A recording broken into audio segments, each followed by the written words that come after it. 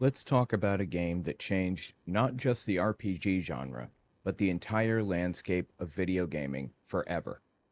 Let's go back to 1997.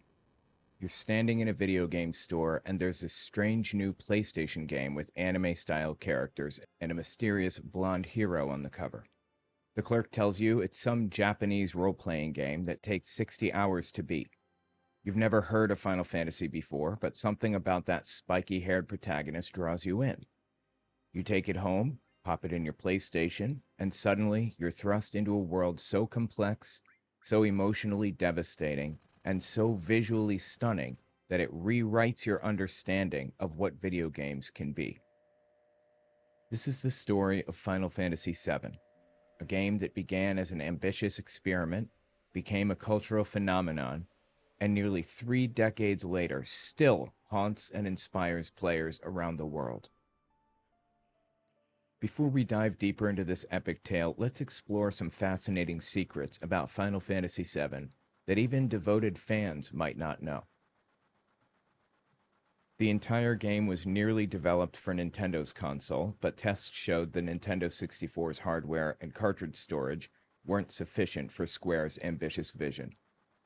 Final Fantasy VII would have required an impractically large number of cartridges or discs on the Nintendo 64 platform, which is one reason Square shifted to PlayStation's CD-ROM format.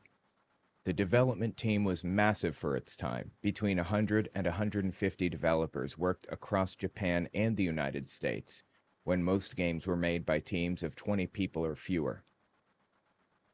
Sephiroth's iconic theme, One-Winged Angel, was directly inspired by Russian composer Igor Stravinsky and Jimi Hendrix. You can hear both influences in its chaotic orchestration and rock sensibilities. Vincent Valentine and Yuffie Kizaragi were designed as hidden, optional characters to reward exploration, adding depth and replay value to the game. The famous scene where Aerith tends flowers in the church charmed players with its detail, though persistent rumors about the flowers growing in real time based on your system's clock are unfounded. No version of the game includes this mechanic. There are several item duplication glitches that fans discovered over the years, though while item duplication glitches exist, no consistent or officially recognized infinite elixir glitch specific to Sector 5 has been confirmed. There is, however, an infinite elixir glitch to be found in the Great Glacier. Yuffie's name is pronounced Yuffie in the latest release of the Final Fantasy VII Remake. However, I'm used to pronouncing it Yuffie, so that's how I'll pronounce it in this video.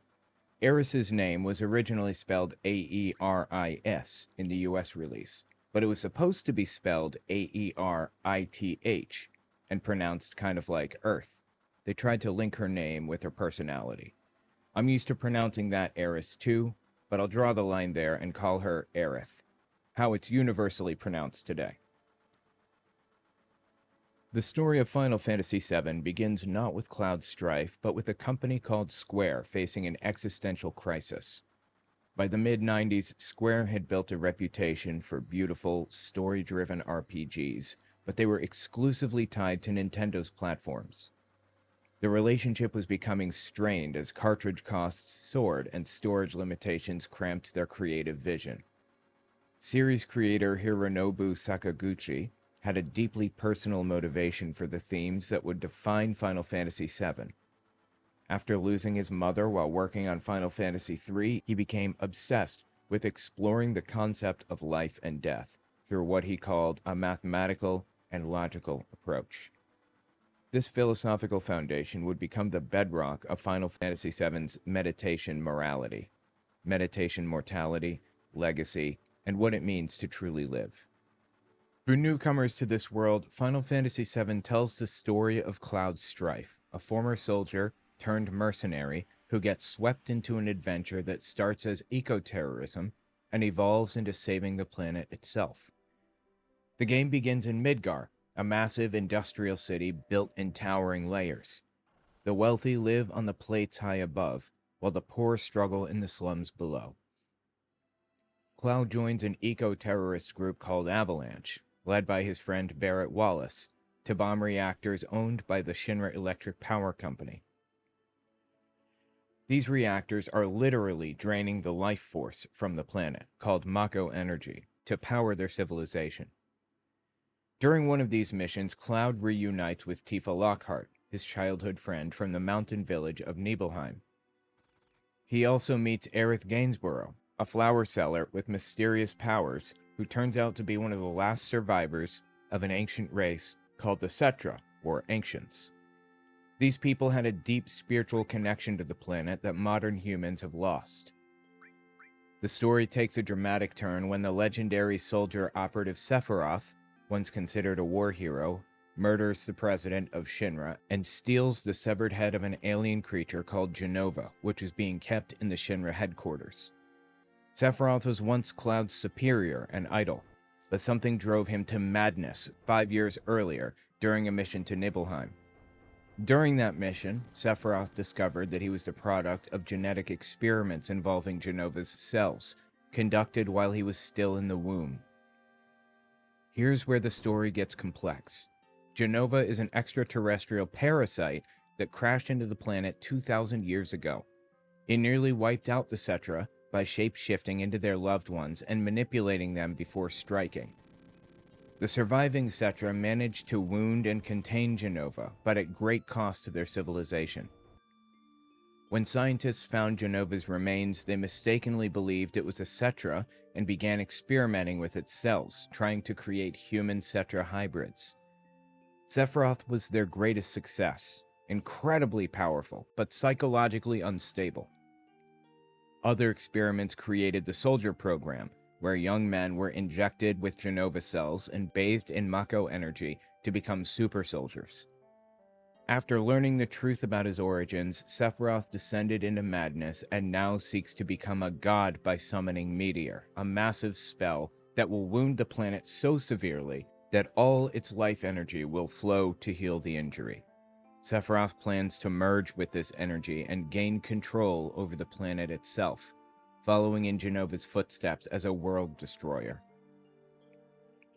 Cloud and his companions must chase Sephiroth across the world, gathering allies and uncovering the truth about the planet's history. Along the way, Cloud struggles with his own identity and false memories.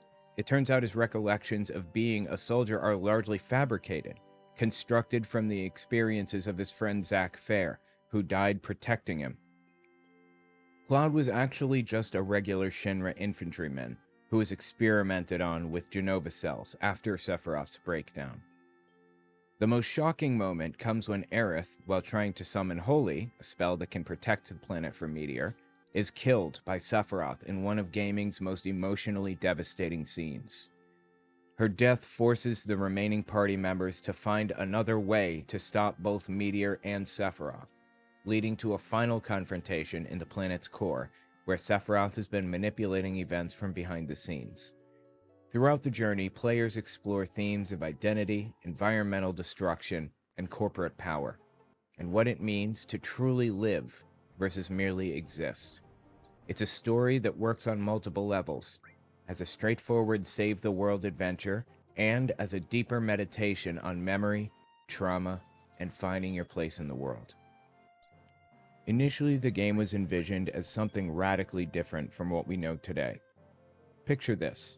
Final Fantasy VII was originally planned as a detective story set in modern New York City in the year 1999. Cloud would have been a paranormal investigator rather than a mercenary, and the tone would have been more crime noir than fantasy epic. The Shinra Corporation existed even in these early concepts, but as a more conventional evil corporation rather than the eco-destructive mega-entity we know. But then Sony's PlayStation emerged with its revolutionary CD-ROM technology. Suddenly, Square saw possibilities that Nintendo's cartridge-based future couldn't offer. The storage capacity alone was a revelation that could include full-motion video, CD-quality audio, and sprawling pre-rendered backgrounds that would have been impossible on cartridges. The decision to abandon Nintendo wasn't made lightly. Square conducted extensive tests with the Nintendo 64, even creating early prototypes. But tests showed that rendering the kind of detailed 3D models they envisioned would strain the Nintendo 64 hardware and limit the game's scope. it became clear that the epic vision would be impossible on Nintendo's platform. Development officially began in 1994, but the project was interrupted when key staff members, including director Yoshinori Kitase, were pulled away to complete Chrono Trigger. This delay turned out to be serendipitous, allowing the team to fully embrace the PlayStation's capabilities when they returned to the project in 1995. The game's visual revolution began with a simple tech demo. Square created Final Fantasy SGI, a demonstration using Silicon graphics workstations that showed polygon-based 3D characters from Final Fantasy VI in real-time battle. This demo was created internally by Square using Silicon graphics workstations, but it was never shown publicly at SIGGRAPH. Instead, it served as a technical proof of concept to explore polygonal graphics and real-time 3D battles. In reality, it was Square's first step toward the visual language that would define Final Fantasy VII. Character designer Tetsuya Nomura approached the project differently than his predecessors. While veteran designer Yoshitaka Amano was occupied with art exhibitions in France and New York, Nomura brought hand-drawn proposals to meetings where everyone else submitted typed documents. Producer Hironobu Sakaguchi found these illustrated proposals so charming that he made Nomura the lead character designer, a decision that would define the visual identity of modern Final Fantasy. The first characters Nomura designed were Cloud and Aerith, followed by Barret. At this early stage, the scenario wasn't complete, so Nomura worked intuitively, thinking about what kinds of characters would be interesting to have in the party. Each design emerged from discussions about the game's developing story, with characters essentially materializing from the collective imagination of the development team. One of the most significant late-stage changes involved the creation of Tifa Lockhart. Originally, Aerith was the sole female protagonist, but the developers realized that killing off the only heroine would necessitate a second female character. While Tifa was present in early drafts, her role was expanded significantly once Aerith's death was finalized. This allowed the story to maintain emotional balance and deepen the game's romantic dynamics. Music composer Nobuo Uematsu faced unique challenges creating the soundtrack. Uematsu composed using the PlayStation's internal sound capabilities from the start, allowing for the iconic synthetic sound that became part of Final Fantasy VII's identity. When Final Fantasy VII was released in Japan on January 31, 1997, and later in North America on September 7, 1997, it didn't just launch a game. It launched a cultural revolution. For the first time, a Final Fantasy title retained its Japanese numbering in the West, despite being only the fourth game in the series to receive a Western release. The combined development and marketing budget was unprecedented for an RPG at the time, with significant spending in North America to promote the game's cinematic presentation. Never before had so much money been invested in promoting a role-playing game. Square believed that cinematic presentation and Hollywood-level production values could expand the RPG audience beyond its traditional niche, and they were right.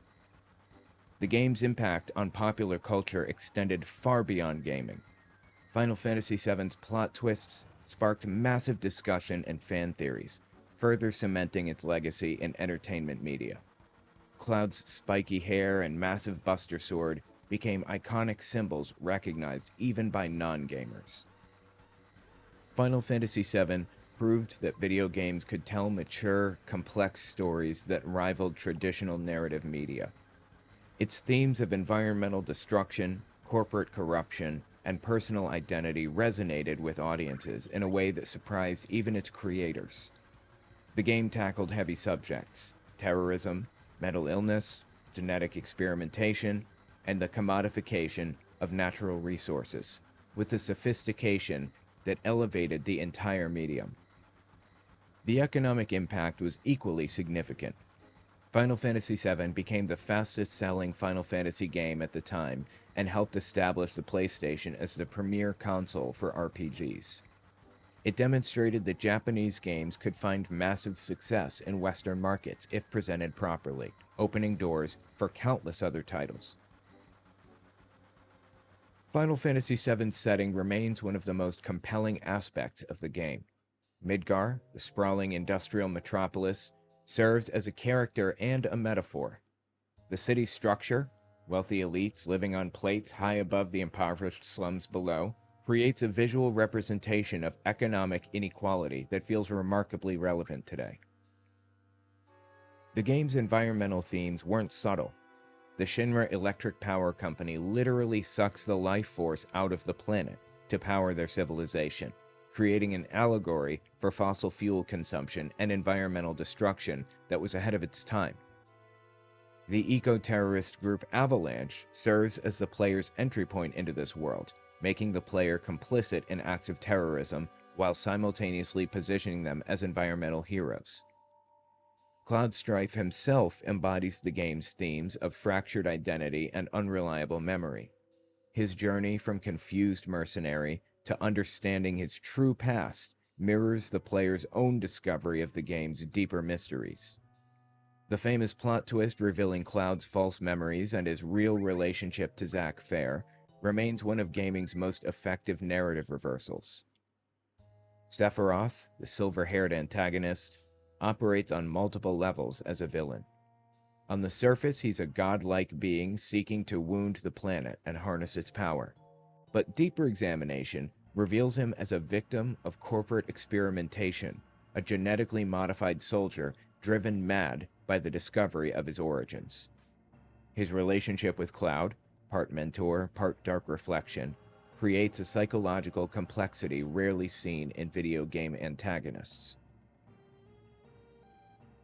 Hidden throughout the game are references to other Square titles and development in-jokes.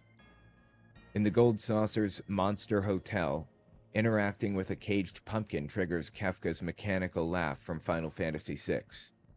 This same laugh also plays when Cloud and Tifa fall into the lifestream at Mideel, leading to disturbing fan theories about Kefka's presence in the game's universe. The dating mechanics reveal surprising depth. While most players experience dates with Aerith or Tifa, it's possible to take Barrett or even Yuffie on the Gold Saucer date by carefully managing dialogue choices throughout the game. These alternative scenes provide completely different character insights and often hilarious situations. One of the most obscure secrets involves the Turtle Paradise restaurant flyers scattered throughout the game world. Collecting all 6 and returning them to the restaurant in Wutai rewards players with rare items, but finding them requires exploring every corner of the world map. These small details demonstrate the care Square put into rewarding thorough exploration. Final Fantasy VII pushed the original PlayStation to its limits in ways that created both stunning achievements and charming limitations. Understanding the technical innovation behind this masterpiece reveals just how revolutionary it truly was for its time. The pre-rendered backgrounds represent one of gaming's most successful technical compromises. These static images were created on powerful silicon graphics workstations, allowing artists to craft incredibly detailed environments that would have been impossible to render in real time on 1997 hardware. Each background was essentially a high-resolution painting that could include complex lighting, weather effects, and intricate architectural details. The downside was that these beautiful environments were completely static. No moving elements, no real-time lighting changes, and sometimes jarring transitions between different camera angles. The character models themselves tell a fascinating story about technological compromise and creative problem-solving. The development team actually created 3 distinct sets of character models for different purposes. The field models, those simplified chibi figures using exploration, contained only about 500 polygons each and used simple texture mapping. In contrast, the battle models were exponentially more detailed, featuring around 1,200 polygons and more sophisticated texturing that allowed for facial expressions and complex animations. Finally, the full-motion video models used in cutscenes were rendered offline and could contain thousands of polygons with photorealistic texturing. This three-tier approach wasn't just about memory limitations. It was about managing the PlayStation's processing power efficiently. The console could handle detailed character models in battle because it only needed to render a few characters against relatively simple backgrounds. But during exploration, the system needed to manage background streaming, collision detection, enemy encounter calculations, and music playback simultaneously, leaving little processing power for complex character models. Programming Final Fantasy VII required innovative solutions to the PlayStation's memory constraints. The system had only 2 megabytes of main RAM and 1 megabyte of video RAM, tiny amounts by today's standards. The development team created a sophisticated streaming system that could load different parts of the game world on demand. When entering a new area, the game would purge unnecessary data from memory and load new assets, all while maintaining the illusion of a seamless world. The battle system programming was particularly ingenious. The Active Time Battle System, or ATB, required the game to track multiple timers simultaneously while managing character animations, spell effects, and enemy AI routines.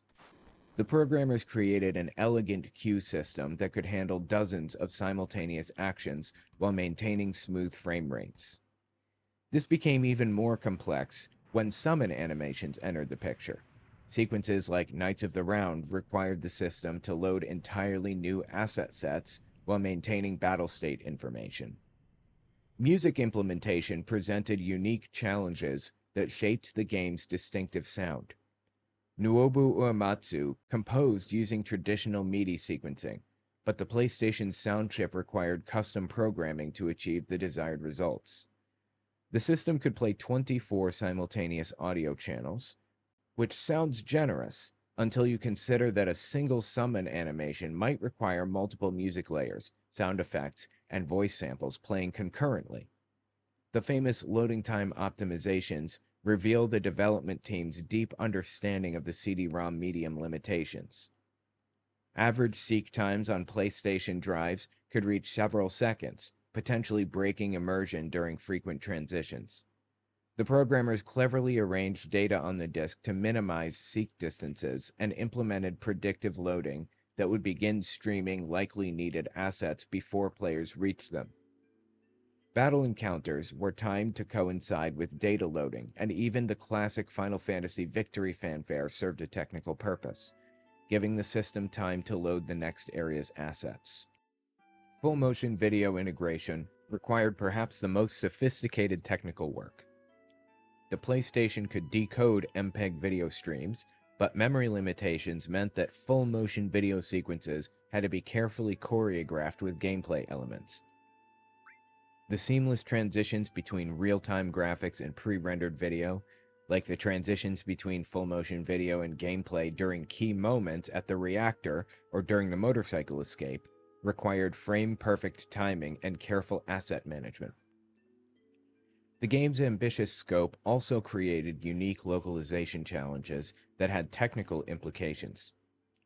The original Japanese text used significantly different character spacing and line lengths in English, requiring programmers to create flexible text rendering systems that could accommodate multiple languages without breaking the carefully designed interface layouts.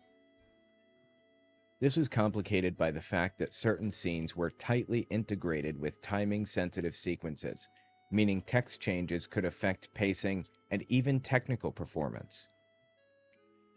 Perhaps most impressively, the development team managed to implement their vision despite working with development tools that were primitive by today's standards. There was no sophisticated game engine like Unreal or Unity. Programmers worked directly with PlayStation assembly language and custom-built tools.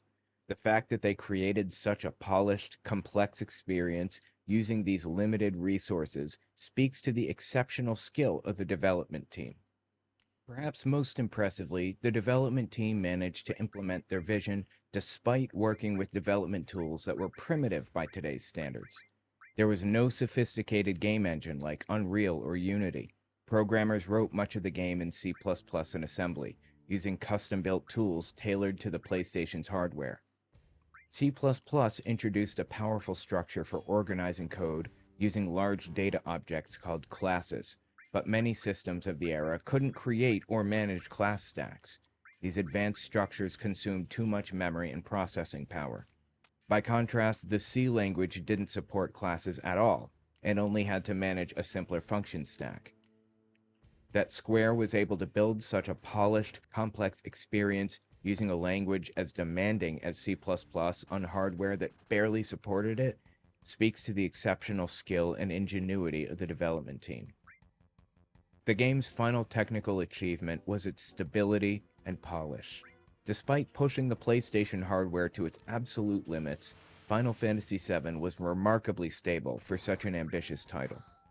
Game-breaking bugs were rare, and the complex systems generally worked together harmoniously. This reliability was crucial for maintaining player immersion during the game's lengthy narrative sequences. The PC version, released several months later, tells a cautionary tale about platform adaptation. Porting from the PlayStation's custom architecture to the diverse landscape of PC hardware in 1998 proved challenging. The original PC release suffered from numerous technical issues, including graphics glitches, audio problems, and compatibility issues with different hardware configurations. These problems weren't fully resolved until much later re-releases, demonstrating how the original game was truly optimized for its target platform. Looking back, Final Fantasy VII's technical achievements laid groundwork for modern game development. The streaming asset management systems pioneered techniques now standard in open-world games. The multi-tier character model approach influenced how developers think about level of detail systems. The seamless integration of full motion video with gameplay created templates for cinematic game design that persist today. These technical innovations weren't just impressive engineering, they served the game's artistic vision.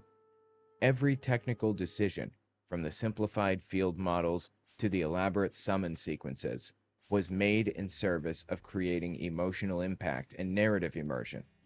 The technology didn't overshadow the story. It enabled the story to be told in ways that hadn't been possible before. Final Fantasy VII's success spawned an entire multimedia franchise known as the compilation of Final Fantasy VII. This expanded universe includes multiple games, an animated film, novels, and other media that explore different time periods and characters within the Final Fantasy VII universe. Crisis Core served as a prequel focusing on Zack Fair, Cloud's friend, and Aerith's former boyfriend. This PSP title provided crucial backstory for the characters, while expanding the mythos of Shinra and Soldier. The game's ending adds emotional weight to Cloud's fractured identity in the original. Advent Children, the CGI film sequel, divided fans with its focus on spectacular action sequences over character development. While visually stunning, many felt it lacked the emotional depth and thematic complexity of the original game. However, it succeeded in keeping the franchise alive in popular culture during the years between the original game and the eventual remake. Dirge of Cerberus transformed Vincent Valentine into the protagonist of a third-person shooter that explored his past as a Turk and his relationship with the scientists who experimented on him. While the gameplay departed significantly from traditional Final Fantasy mechanics, it provided closure to Vincent's story and introduced new lore about the world's history. In 2015, after years of fan speculation and requests, Square Enix finally announced Final Fantasy VII Remake. But this wouldn't be a simple visual upgrade. It would be a complete reimagining of the original game, told across multiple full-length titles. The announcement trailer at E3 2015 broke the internet. Fans had been asking for a Final Fantasy VII remake since the PlayStation 2 era, and Square had consistently said it would happen when their technology could truly do justice to the original vision. The PlayStation 4 generation finally provided that capability. Development wasn't smooth initially. External developer CyberConnect 2 worked on the project from 2015 to 2017 before Square Enix moved development to an internal studio. This change worried fans who feared development troubles, but the final product suggests the internal team better understood the project's needs. The decision to split the remake into multiple games was controversial but necessary. The original Midgar section, which took about 7 hours in the 1997 version, was expanded into a 40-hour experience that explored every corner of the city. This allowed for unprecedented character development and world building that wasn't possible in the original's limited scope. Final Fantasy VII Remake, released in April 2020, became one of the fastest-selling PlayStation 4 exclusives, moving over 3.5 million copies in its first 3 days. The game received widespread critical acclaim for its combat system, which brilliantly combined real-time action with strategic ATB mechanics, and its stunning visual presentation that finally realized developers' original vision. But Remake's most significant innovation was its narrative approach. Rather than simply retelling the original story, it introduced layered storytelling elements that acknowledged the original game's legacy and invited fans to consider how stories evolve over time. Mysterious entities called Whispers appear whenever the plot threatened to deviate from destiny, with many fans interpreting them as symbolic of fan expectations, or Square's own pressure to follow the original. Square Enix has never officially confirmed their exact nature. Final Fantasy VII Rebirth, released in February 2024, expanded the scope even further. Moving beyond Midgar for the first time in the Remake Trilogy, players finally experienced the wider world of Final Fantasy VII with modern production values. Rebirth introduced significant gameplay improvements, including a more open exploration system, enhanced combat with synergy attacks between party members, and countless mini-games and side activities. The Queen's Blood card game alone became such a popular addition that many players spent dozens of hours mastering its strategic depth. The game's approach to the original's most controversial moment, Aerith's death, generated intense discussion among fans. Without spoiling specifics, Rebirth's handling of this pivotal scene demonstrates the Remake Trilogy's willingness to re-examine and potentially recontextualize key story beats while respecting their emotional impact. Character development reached new heights in Rebirth. Red 13, who was barely playable in the original, became a fully realized member with his own character arc. The relationships between all party members were explored in greater depth, creating a genuine sense of camaraderie that made their journey feel more personal and meaningful. The game's technical achievements on PlayStation 5 are remarkable. Environments like the sprawling grasslands, the industrial port city of Junon, and the spiritual retreat of Cosmo Canyon are realized with a level of detail that brings the world to life in ways the original developers could only dream of. One of Rebirth's most intriguing additions is its exploration of alternate timelines and parallel universes. The game introduces multiple versions of reality where events unfold differently, allowing it to honor the original story while creating space for new possibilities. Zack Fair, who died before the events of the original game, appears to exist in an alternate timeline where he survived his final battle. This creates fascinating possibilities for the trilogy's conclusion while raising questions about fate, choice, and the nature of reality itself. The Whispers, first introduced in Remake, represent something unprecedented in video game storytelling. Characters within the fiction who are actively trying to maintain the original game's plot. Their defeat at the end of Remake symbolically freed the Remake Trilogy from the constraints of its source material, opening infinite narrative possibilities. These meta-textual elements transform the Remake Trilogy into something unique in gaming, a story that exists in dialogue with its own legacy. Players familiar with the original experience additional layers of meaning and uncertainty, while newcomers can enjoy the story without needing prior knowledge. The Remake Trilogy represents one of gaming's most ambitious technical and artistic undertakings. Every location from the original has been completely rebuilt from the ground up, often expanded far beyond its original scope. The slums of Midgar, which are represented by a few screens in the original, become living, breathing neighborhoods filled with unique NPCs, side quests, and environmental storytelling. Character animation and facial expression technology allows for unprecedented emotional nuance. Scenes that were conveyed through text and basic animations in the original now feature performance capture level acting that brings dramatic moments to life with cinematic quality. The combat system evolution is particularly noteworthy. The original's turn-based ATB system has been transformed into a hybrid real-time action system that maintains strategic depth while appealing to modern action game sensibilities. Each character feels unique to play, with distinct abilities, combos, and tactical roles that encourage experimenting with different party compositions. Environmental design showcases remarkable attention to detail. Every corner of every location serves multiple purposes, advancing the story, providing gameplay opportunities, and building the world's atmosphere. Players can spend hours simply exploring and discovering environmental details that weren't possible in the original's more limited scope. As we await the trilogy's conclusion, speculation runs wild about what Final Fantasy VII Remake Part 3 might contain. Developer statements hint at expanded roles for characters like Vincent Valentine and Sid Highwind, and many fans expect they'll become fully playable in the final installment. The trilogy's success has implications far beyond Final Fantasy VII itself. It demonstrates that audiences hunger for remakes that reimagine rather than simply update classic games. This approach is likely to influence how other developers approach remaking beloved titles. Square Enix has confirmed that development on Part 3 is already underway, with some areas fully playable in development builds.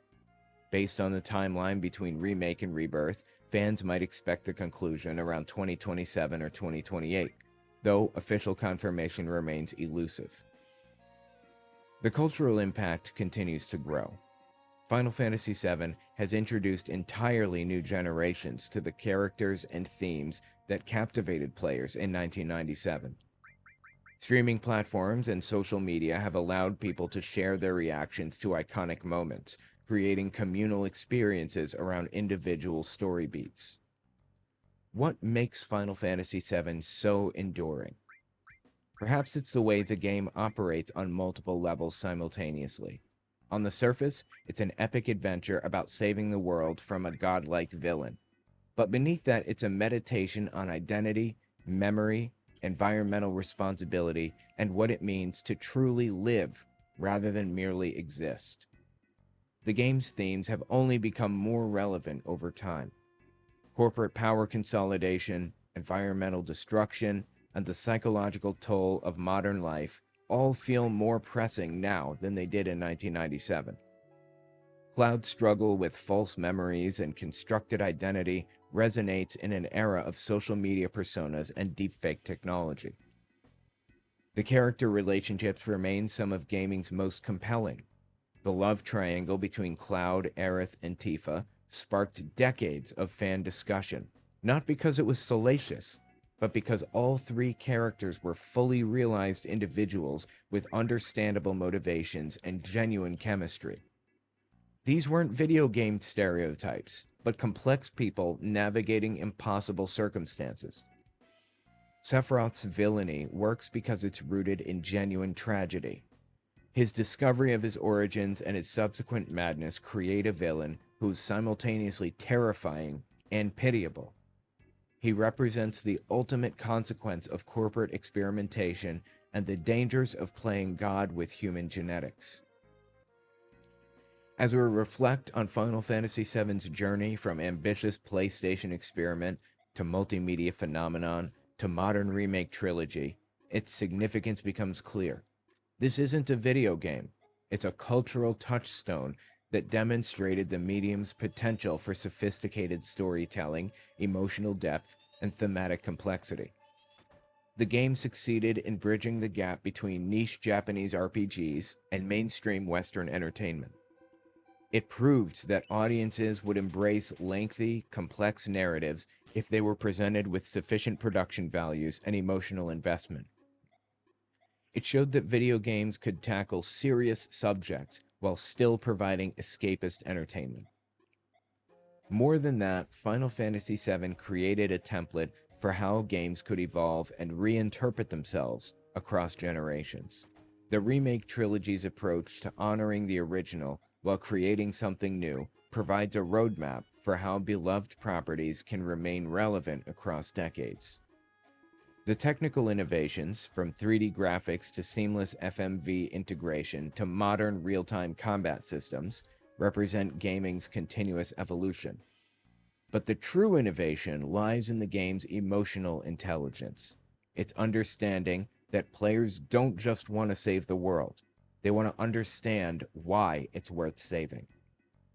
In the end, Final Fantasy VII may be remembered not just as a game that brought JRPGs to the mainstream, or the title that established PlayStation as an RPG powerhouse, or even the story that made millions of players cry over the death of a digital character. It'll be remembered as proof that video games can be art, that interactive entertainment can explore the deepest questions of human existence, and that sometimes the most powerful stories are the ones that let us choose our own path through them. The journey from Midgar continues across timelines and platforms and generations of players. And perhaps that's the most beautiful thing about Final Fantasy VII. No matter how many times we experience it, no matter how much it changes or evolves, it always feels like we're discovering something new about ourselves and the world around us. Thanks for listening.